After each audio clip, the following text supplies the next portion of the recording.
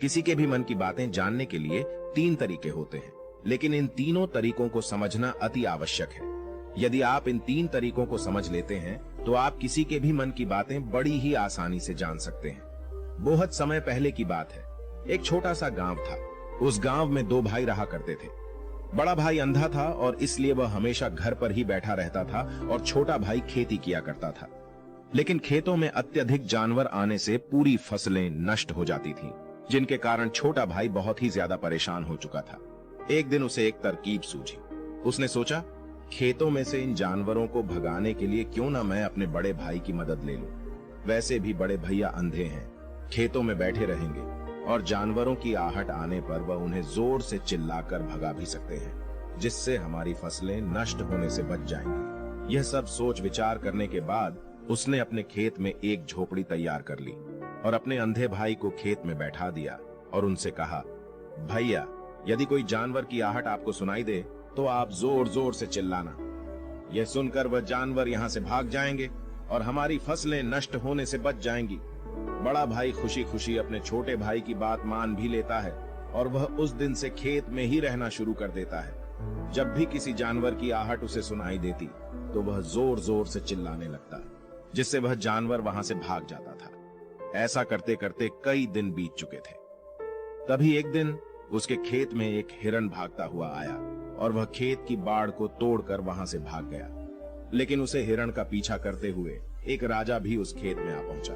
तभी राजा की नजर उस अंधे भाई पर पड़ती है। राजा उस व्यक्ति से कहता है, देखो, मैं यहाँ पर एक जानवर का पीछा करते हुए आया हूँ। क्या तुमने उस जानवर को यहाँ पर देखा है? पर वह व्यक्ति कहता है, हे राजन, मैं तो अंधा हूँ, मैं भला किसी जानवर को कैसे देख सकता हूँ? लेकिन मैं आपको इतना जरूर बता सकता हूँ कि जो जानवर मेरे खेतों से भाग कर गया है वह आपके लायक नहीं है। आप उसके पीछे अपना समय बर्बाद न करें। राजा संदेह व्यक्त की बात सुनकर बड़ा ही अचरज में पड़ जाता है। वह सोचने लग जाता है कि यह तो अंधा है, फिर इसे कैसे पता चल गया कि जिस हिरण की तलाश कर रहा हूँ वह मेरे लायक नहीं है। तभी राजा उस अंधे व्यक्ति से कहता है, कहीं तुम मुझसे झूठ तो नहीं बोल रहे हो कि तुम अंधे हो और तुम्हें कैसे पता कि जो जानवर यहाँ से भागा है वह मेरे लायक ही नहीं है? इस पर वह अंधा व्यक्ति कहता है कि यह राजन, जिसे आप एक हिरण समझ रहे हैं, असल में वह एक हिरण नहीं है बल्कि एक मादा हिरण है और वह गर्भवती भी है। और जहां तक मुझे झांत है, मैंने कभी किसी राजा को किसी गर्भवती हिरण का शिकार करते हुए नहीं सुना है। और इसी कारण से मैं आपसे यह कह रहा हूं कि यह हिरण आपके लायक नहीं है। आप उसके पीछे अपना समय व्यर्थ न करें। यह सुनकर राजा और भी अचरज में पड़ गया कि अंधा आदमी कैसे जान सकता है कि वह हिरण गर्भवती है। राजा कुछ देर सोच विचार करने के बाद अपने सेनापति से कहता है, सेनापति जी, मुझे वह जानवर जिंदा चाहिए, क्योंकि मुझे यह पता करना है कि क्या वह गर्भवती है या नहीं। क्योंकि यह अंधा आदमी बहुत विश्वास के साथ कह रहा है और मुझे इस बात की पुष्टि है। यदि वह हिरणी हुई और गर्भवती भी हुई तो वह हमारे शिकार के लायक नहीं है, क्योंकि हम तो एक हिरण का पीछा कर रहे थे। इसलिए जाओ और पता करो, क्या वह हिरणी है? सेनापति राजा से आज्ञा लेकर आगे की ओर चला गया और कुछ देर बाद जब वह वापस लौटा तो वह राजा से कहता है, हे राजन, इस अंधे आदमी ने आपसे जो भी बातें कही थी वह बिल्कुल सही थी। वह एक हिरणी ही है और वह गर्भवती भी है। यह सुनकर राजा आश्चर्यचकित हो गया। वह सोचने लगा कि एक अंधा आदमी जो कभी देख नहीं सकता, वह यह कैसे जान सकता है? आखिर इसे कैसे पता चल गया? ऐसे कई सारे प्रश्न राजा के मन में उमड़ने लगे। अब राजा ने ठान लिया था कि मुझे इस बात की तह तक पहुंचना है कि आखिर यह अंदाज में कैसे जानता है कि वह जानवर गर्भवती है। यह सोचकर राजा उस अंधे आदमी के पास जाता है और उस अंधे आदमी से कहता है, देखो, मैं यह तो नहीं जानता कि तुम सचमुच में अंधे हो या नहीं, लेकिन मैं तुमसे एक बात जानने आया हूं। क्या तुम मेरे प्रश्न का सही सही जवाब दोगे? इस पर वह अंधा व्यक्ति कहता है, हे राजन, आप जो कुछ भी पूछना चाहते हैं आप पूछ सकते हैं। मैं आपको बिल्कुल सच सच जवाब दूंगा। इस पर राजा कहता है, देखो, एक तो तुम कहते हो कि तुम अंधे हो और दूसरी तरफ तुमने यह बता दिया कि जिस जानवर का पीछा कर रहा हूं वह एक हिरणी है और वह गर्भवती भी है। तुम्हें कैसे पता चल गया? तुम्हारे खेत में तो और भी जानवर आते होंगे, और भी तो जानवर यहां से गुजरते होंगे, फिर तुमने यह कैसे अंदाजा लगाया? तभी वह अंधा व्यक्ति राजा से कहता है, हे राजन, आप जिसका पीछा कर रहे थे वह जब मेरे खेत में आई तो उसकी रफ्तार और उसके भागने की आहट से मुझे यह एहसास हो चुका था कि वह एक हिरणी है और मेरे खेत की जो बाड़ है, जो जानवरों को रोकने के लिए खेत के चारों तरफ बनी है, वह बहुत छोटी है। उसकी ऊंचाई ज्यादा नहीं है, लेकिन वह जानवर इस बात को तोड़कर भागे, और यदि वह इस बात को छलांग लगाकर पार करने का प्रयास करती तो इससे उसके बच्चे को खतरा हो जाता। और इसी बात से मैंने यह पता लगा लिया कि वह गर्भवती है। इस पर राजा के मन में एक और प्रश्न उठा। राजा ने कहा कि तुम्हें कैसे पता चल गया कि वह एक हिरणी ही है, और भी 2 जानवर यहाँ से आते जाते होंगे। इस पर वह अंधा व्यक्ति कहता है, राजन, मैं पूरा दिन सुबह शाम यहीं पर बैठा रहता हूँ और मेरे सुनने की शक्ति बहुत तेज है। मैं भांप सकता हूँ कि कौन सा जानवर मेरे खेत में आया है, और उसी के आधार पर मैं जोर जोर से चिल्लाता हूँ ताकि वह मेरे खेत से भाग जाए और मेरे खेत की फसलें नष्ट होने से बच जाएं। राजा उस अंधे आदमी का यह जवाब सुनकर पूरी तरह से संतुष्ट हो चुका था। वह मन ही मन सोच रहा था कि आदमी भले ही अंधा है, लेकिन यह तो बड़ा ज्ञानी मालूम पड़ता है। इस आदमी से कुछ न कुछ तो काम निकलवाना ही चाहिए। यह विचार लिए राजा वहां से वापस अपने महल की ओर लौट जाता है। कुछ दिनों के बाद राजा अपने सेनापति को आदेश देता है कि जाओ और उस अंधे व्यक्ति को महल लेकर आओ। सेनापति अपने राजा की आज्ञा का पालन करता है। वह तुरंत ही उस अंधे आदमी के पास पहुंचता है और उस अंधे आदमी को राजमहल चलने के लिए कहता है। अंधा व्यक्ति बड़ा ही चालाक था।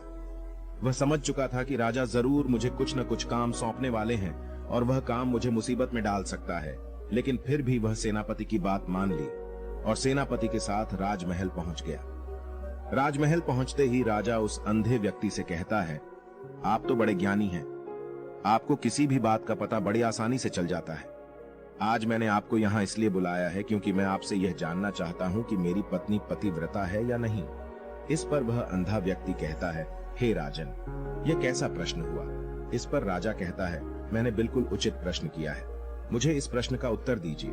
इस पर वह अंधा व्यक्ति कहता है, हे राजन, ये सारी बातें जाने दीजिए। आपकी शादी को इतने साल बीत चुके हैं और अब आप यह बात क्यों जानना चाहते हैं? आपके मन में ऐसे प्रश्न क्यों उठ रहे हैं? इस पर राजा जिद करते हुए कहता है, आपको मुझे इस प्रश्न का उत्तर जरूर देना होगा। यदि आप मुझे इस प्रश्न का उत्तर नहीं देंगे तो मैं आपको मृत्यु दंड दे दूंगा। राजा के मुंह से यह बात सुनकर वह अंधा व्यक्ति कहता है राजन, यदि आप इस प्रश्न का उत्तर जानना चाहते हैं तो इसके लिए आपको मेरा एक काम करना होगा।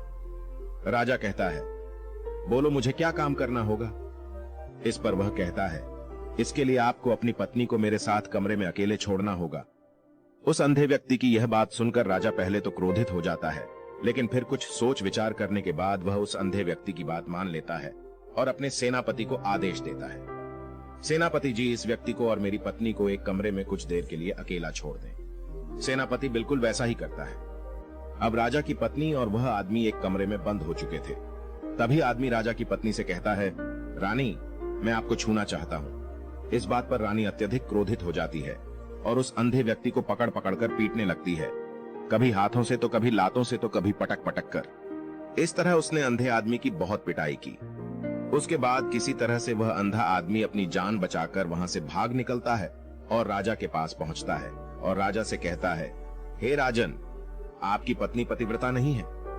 यह बात सुनकर राजा अत्यधिक क्रोधित हो उठता है और राजा अपनी तलवार म्यान से निकालकर सीधा अपनी पत्नी की ओर जाता है।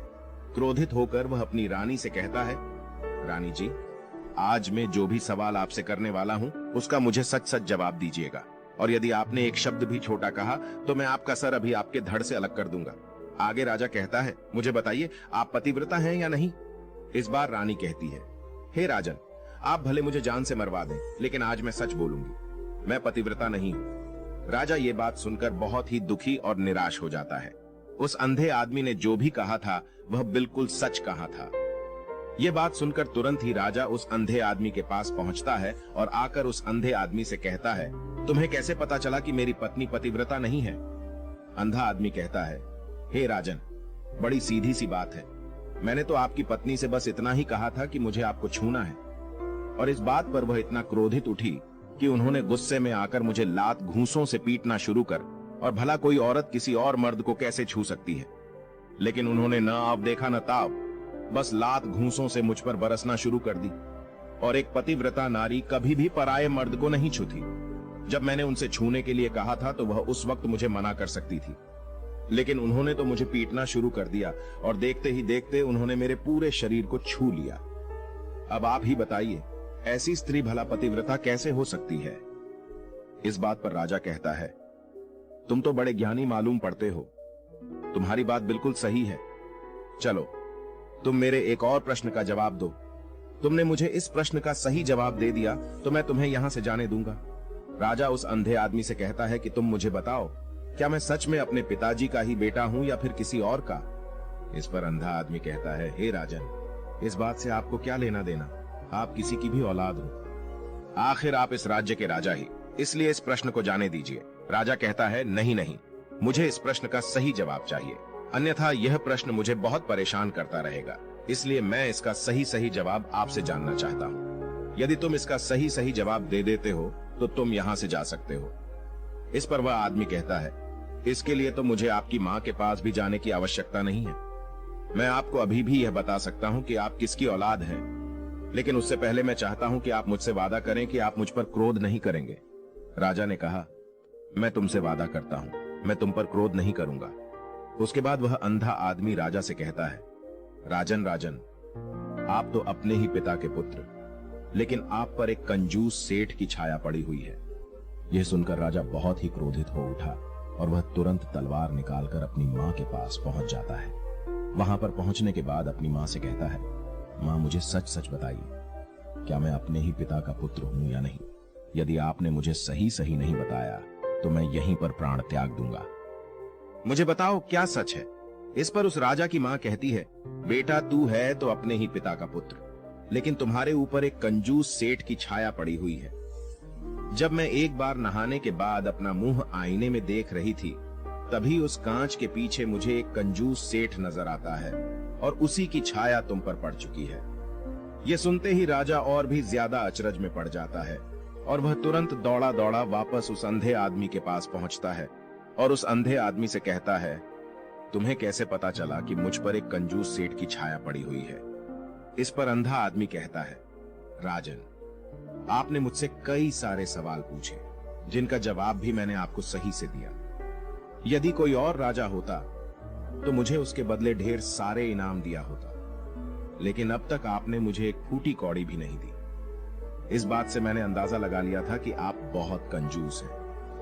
यह बात सुनकर राजा जोर जोर से हंसने लगा और कहता है कि आप जो भी मांगे तो मैं आपको अवश्य दूंगा, लेकिन मुझे यह बात बताओ कि तुम्हें कैसे पता चल जाता है कि कौन सी बात सही है और कौन सी बात गलत?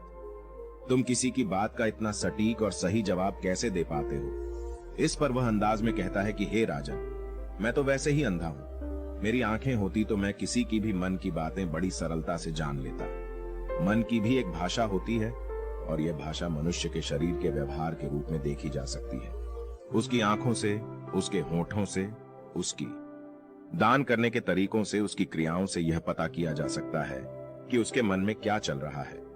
उसके आधार पर हम किसी के भी मन की बातें जान सकते हैं, लेकिन मैं तो जन्म से ही अंधाज हूं। मैं देख नहीं सकता, इसीलिए मैं क्रियाओं से देखता हूं। यदि मुझे कोई बात जाननी होती है तो अगले आदमी को मुझे कुछ काम देना पड़ता है, जिस पर वह व्यक्ति किस तरीके से उस काम को करता है, उसके आधार पर ही मैं यह पता लगा पाता हूं कि आखिर उसके मन में क्या चल रहा है। तभी वह राजा कहता है, तो इसका अर्थ यह हुआ कि मैं भी किसी के भी मन की बातें जान सकता हूं। इस पर वह अंधा आदमी कहता है कि हे राजन, अवश्य, किंतु उससे पहले आपको अपने ऊपर काम करना होगा और वह अपने मन को शांत करना, अपने मन को वर्तमान में लाना, जिसके लिए मैं आज आपको 3 तरीके बताने वाला हूं। और ये तीनों ही तरीके बड़े ही आसान हैं और सरल हैं, किंतु हे राजन, उससे पहले आपको एक काम करना होगा, अपने मन को एकाग्र करना होगा। जब हम अपने मन को एकाग्र करते हैं, अपने मन को वर्तमान में लाते हैं, तो हम दूसरे के मन की बातें जान सकते हैं, क्योंकि वह आदमी अभी भी अपने मन में वर्तमान में ही सोच रहा है और हमारे मन को वर्तमान में ही लाना होगा, तभी हम उसके मन की बातें जान सकते हैं। यदि हम अतीत में हुई घटनाओं के बारे में सोच रहे होंगे, तो जो अगला आदमी में सोच रहा है, वर्तमान में अपनी मन में बात कर रहा है, वह हम कैसे जान पाएंगे? क्योंकि हम तो अतीत की घटनाओं में डूबे हुए हैं। इसलिए किसी के भी मन की बातें जानने के लिए सबसे पहले हमें अपने मन को एकाग्र करना होगा, उसे वर्तमान में लाना होगा। फिर वह अंधा व्यक्ति राजा से कहता है, हे राजन, जो 3 तरीके मैं आपको बताने वाला हूँ, इन 3 तरीकों से आप बड़ी आसानी से किसी के भी मन की बातें जान सकते हैं। यह राजा जो सबसे पहला तरीका है वह आंखों पर ध्यान देना। किसी व्यक्ति से बात करते हुए उसकी आंखों में देखना, उसकी आंखों पर ध्यान देना ज्यादा जरूरी है, क्योंकि आंखें बोलती नहीं और बहुत कुछ कह जाती हैं। यदि हम किसी व्यक्ति की आंखों को, इशारों को समझना सीख जाएं, तो हम यह जान पाएंगे कि व्यक्ति के दिमाग में क्या चल रहा है, वह क्या सोच रहा है और अभी वह क्या करने वाला है। मेरे पास आंखें नहीं हैं, लेकिन मैंने अपने गुरु से यह विद्या सीखी है, क्योंकि बहुत साल पहले मेरे पास आंखें थीं और मैं उस वक्त लोगों के मन की बातें केवल आंखों में ही देखकर जान लेता था। इसलिए यदि आप भी दूसरों की बातें जानना चाहते हैं, तो आपको भी उनकी आंखों पर गौर करना होगा, जैसे कि वह कब और कहां किधर देख रहे हैं। वह आंखों को इधर उधर घुमा रहे हैं या फिर उसकी आंखें खुश नजर आ रही हैं, और फिर आंखों में कहीं निराशा तो नहीं है, जैसा कि एक चोर होता है। उसकी आंखों में जब हम देखते हैं तो हमें यह पता चलता है कि अगला आदमी ने कोई गलती की है। ठीक उसी प्रकार जब हम किसी चालाक व्यक्ति की आंखों में देखते हैं तो आपको पता चलेगा कि उसकी आंखों में चालाकी होती है। ये एक बहुत ही सीधा और आसान तरीका होता है। यदि आपको यह पता लगाना है कि सामने वाला व्यक्ति आपसे झूठ कह रहा है या फिर सच कह रहा है, तो आपको उसकी आंखों में ध्यान देना अति आवश्यक होता है। यदि आपसे बात करते वह व्यक्ति अपनी आंखें इधर उधर घुमा रहा है या ऊपर नीचे, इधर उधर दाएं बाएं रहा है, तो इसका अर्थ यह हुआ कि वह इस बात से निकलने का कोई रास्ता ढूंढ रहा है, वह कोई झूठ बना रहा है। यदि सामने वाला व्यक्ति आपसे झूठ कहने का प्रयास कर रहा है, तो वह आपसे नजर नहीं मिला पाएगा। ठीक उसी प्रकार दूसरे तरीके में हम चेहरे को पढ़ना सीखते हैं, क्योंकि चेहरे के हाव भाव होते हैं जिससे हम मन की बातें बड़ी आसानी से समझ सकते हैं, और इन्हें भी समझना बहुत जरूरी है। कभी कभी कोई व्यक्ति अपने चेहरे से, अपने हाव भाव से बहुत कुछ अलग अलग व्यवहार करता है। यदि आप किसी व्यक्ति के चेहरे में गौर करेंगे तो आप आसानी से समझ पाएंगे कि व्यक्ति निराश है या बहुत उदास है, या फिर वह बहुत खुश है, या फिर उसे कोई बड़ा दुख है, तो अपने अंदर क्या महसूस कर रहा है। ये सारी बातें हम उसके चेहरे के हाव भाव से पता कर सकती हैं। फिर चाहे इंसान जुबान से कुछ बोले या फिर न बोले, लेकिन आप उसके चेहरे से सब कुछ पता कर सकते हैं। आगे अंधा व्यक्ति राजा से तीसरा तरीका बताते हुए कहता है कि हाथों के शरीर का व्यवहार, मन की बात समझने के लिए हमें हाथ के इशारे और शरीर के व्यवहार को समझना बहुत ही आवश्यक है।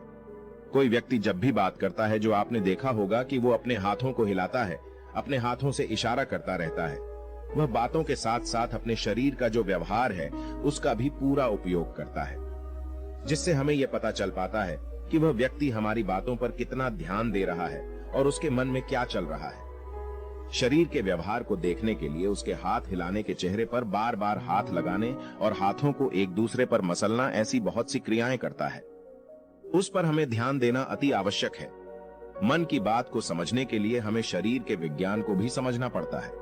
यदि हम इन 3 तरीकों को अच्छी तरह से समझ लेते हैं, तो हम बहुत जल्दी किसी भी व्यक्ति के मन की बातें बड़ी सरलता और सहजता से जान सकते हैं। इसलिए यदि आपको किसी के मन की बातें जाननी है, तो आपको उसकी आंखों पर, उसके चेहरे पर, उसके शरीर के हाव भाव को और उसके हाथों को ध्यान पूर्वक देखना होगा और समझना भी होगा, जिससे आप यह समझ पाएंगे कि आखिरकार उसके मन में क्या चल रहा है और वह क्या सोच रहा है।